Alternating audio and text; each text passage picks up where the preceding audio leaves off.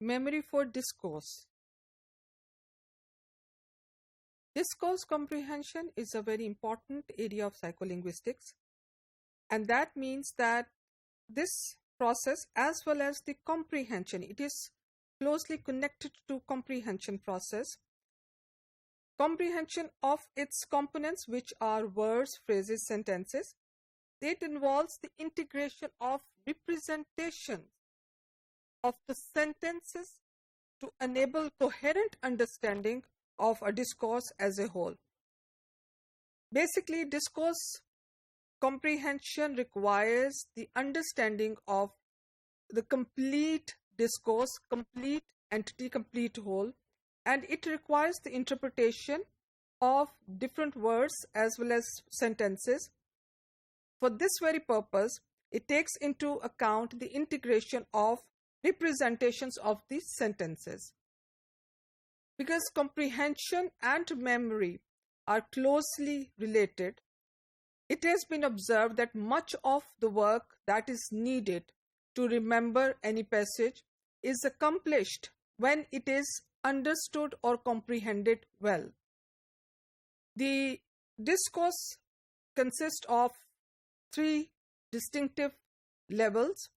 One is the surface representation, second is the second is the model for the situations, and the important one is the propositional representation. Surface representation is the remembering of words, where the words are remembered. In the propositional representation, it is not the remembering of word, but rather the meaning that is attached to it. This is the process that enables in terms of deciphering or looking at the meaning in addition to the words. And situation models or memory for situation deals with the state of affairs in the world. Now we will look at some of the points that have been generated out of different researches that have been conducted in the memory for discourse. The first point, which says preserved working memory, which is short-term memory, is pivotal for language processing effectiveness, being an essential tool for resolving structural and lexical ambiguity during the discourse processing and comprehension. Now, a research done by Etchison and Postel in 2010. Now, according to them, working memory is pivotal, it's important for language processing. It has a crucial role in play that in the process of discourse, and it is considered as an essential tool for resolving structural and lexical ambiguity that one faces. Several investigators have also suggested that changes in the capacity of working memory will have an impact on the linguistic processing. So linguistic processing are also being examined. Leading to problem in comprehension of larger text. Now, short-term memory support online computation of discourse meaning. On the other hand, long-term memory provides information that the individual needs to make inferences and to preserve the content of the discourse. This is important point, that short-term memory supports the online but is a shorter period. On the other hand, long-term memory provides information that individual needs to make inferences and to preserve the content of the discourse once it is comprehended. In this area, the Alan Marter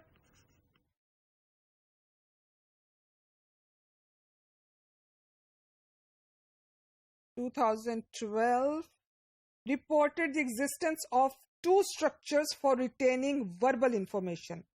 A structure responsible for phonological information, whose function would be the storage of such information in short-term memory, playing similar role to the phonological loop, and other structure would be responsible for the lexical semantic information, also being involved in maintaining linguistic information in the short-term memory, STM.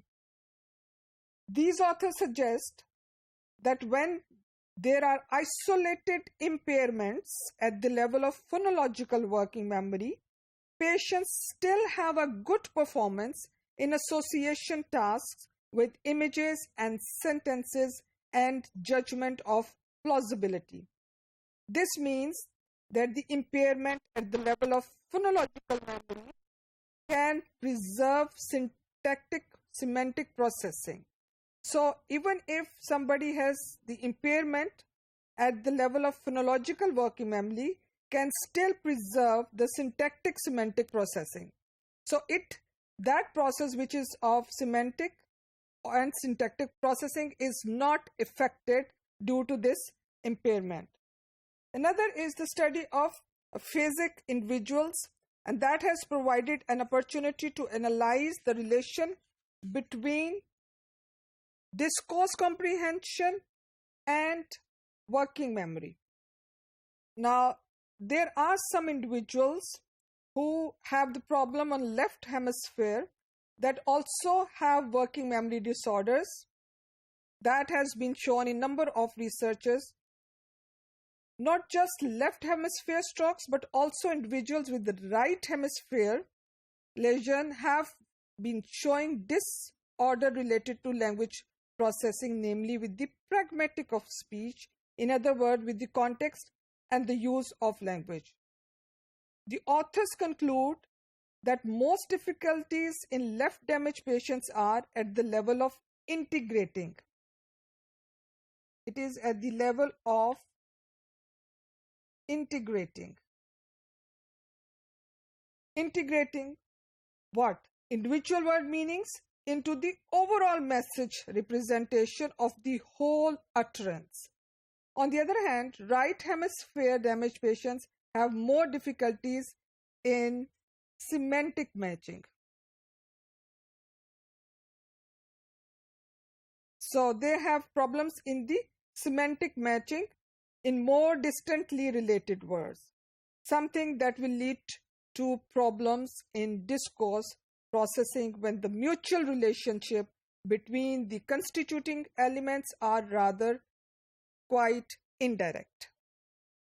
Discourse is the communicative foundation upon which humans typically manage their day-to-day tasks.